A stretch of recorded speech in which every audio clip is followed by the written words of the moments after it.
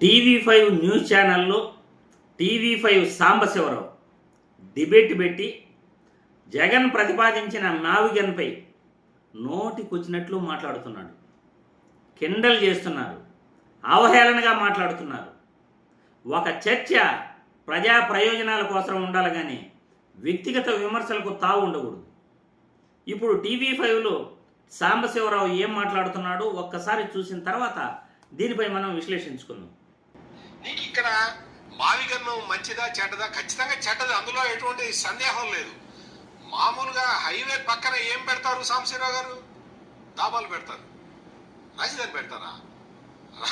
రాజధాని హైవేల పక్కన పెట్టేది దాబా అంటారు దాన్ని. అందులో చపాతీలు పరోటాలు అవి చేసి అమ్ముతారు. హైవే పక్కన పెట్టమంటాడు, హైవే మీద పెట్టి లారీలు బస్సులు పక్క నుంచి పోమంటాడు. ఏంటిది? What is this? ఈ పైత్యం ఏంటి? ఇది ఎందుకు? ఎవరురా నువ్వు ఇంత టాలెంటెడ్ ఉన్నావు? ఎవరురా నువ్వు ఇంత మేధావిగా ఉన్నావు? రాజధాని అంటే హైవే పక్కన డాబాలు పెట్టుకోవటమా? చూశారుగా టీవీ5లో డిబేట్ ఎలా ఉందో. ఆ మేధావి ఎవరో మాట్లాడుతున్నాడు. ఒక హైవే పక్కన డాబాలు మాత్రమే పెట్టుకుంటారట. అయ్యా, మచిలీపట్నం, విజయవాడ, గుంటూరు 3 పట్టణాలకి కనెక్టివిటీ ఇచ్చి 3 కూడా అభివృద్ధి చెందిన నగరాలు. ఈ 3 ప్రాంతాలకి కనెక్టివిటీ ఇచ్చి ఫ్లైఓవర్లు కానీ లేకపోతే ఆ 3 ప్రాంతాలకి ఔటర్ రింగ్ రోడ్డు కానీ ఏర్పరిచి కనెక్టివిటీ కానీ ఇస్తే గొప్పగా చెన్నైకి మించి, బెంగళూరుకి మించి, ముంబైకి మించి గొప్ప సిటీ అవుతుంది. గొప్ప రాజధానిగా మనం చెప్పుకోవచ్చు. ఖాళీ బీడు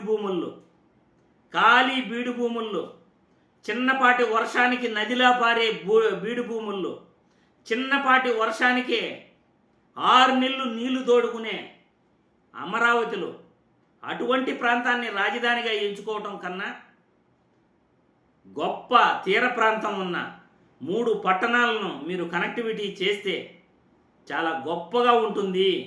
అమరావతిలో లక్షల కోట్లు పెట్టుబడులు పెట్టేదానికన్నా ఈ ప్రాంతంలో 20,000 కోట్లు పెట్టుబడులు పెడితే, అంటే లక్షల కోట్లు పెట్టుబడులు అవసరం లేదు, దాంట్లో 10% అయితే గొప్ప రాజధానిని తయారు చేసుకోవచ్చు, ఆలోచించండి అంటే అవహేళనగా మాట్లాడతారు. హైవేల పక్కన డాబాలే ఉంటాయట. మరి రాష్ట్రంలో ఏ హైవేల పక్కన డాబాలు లేవు?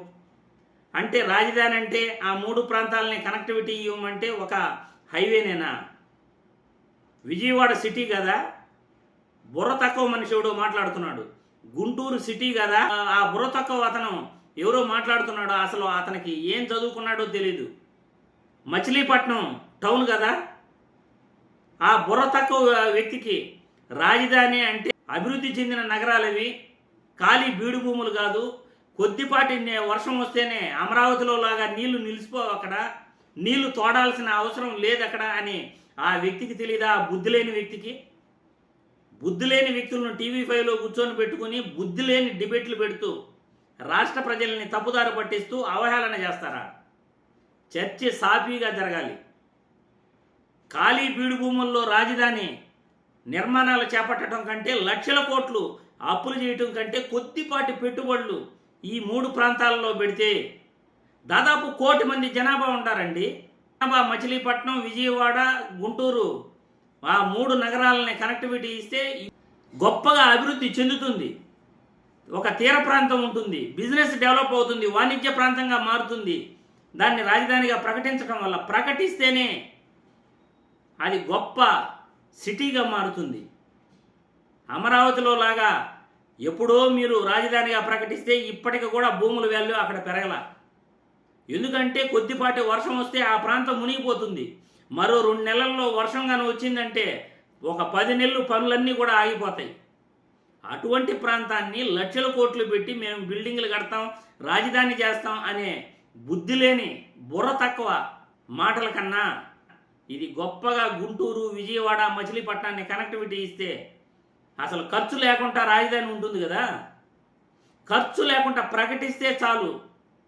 ఆల్రెడీ బిల్డింగ్లు ఉన్నాయి, 3 ప్రాంతాల్లో కూడా ఆల్రెడీ ఉన్న భవనాలను వాడుకోవచ్చు. ఇలా విశ్లేషణ చేయాలి కానీ హైవే పక్కన డాబాలు ఉంటాయి, ఆ హైవేనే రాజధాని అంటారా? ఎవడైనా బుర్ర తక్కువ మనుషులు ఎవరైనా? మచిలీపట్నాన్ని, విజయవాడని, గుంటూరును 3 నగరాలను కనెక్టివిటీ చేయమంటే ఆ హైవేను పట్టుకొని ఊగులాడుతూ కిండలు చేస్తారా? బుర్ర తక్కువ డిబేట్లు, బుర్ర తక్కువ మాటలు.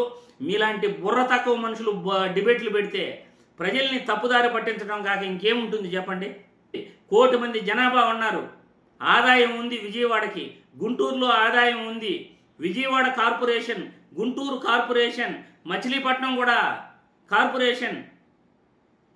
ఇంతకన్నా ఏం కావాలి? సముద్రం ఉంది, సముద్ర తీరం ఉంది. ఇంకకన్నా రాజధాని ప్రాంతానికి ఇంకేం కావాలి?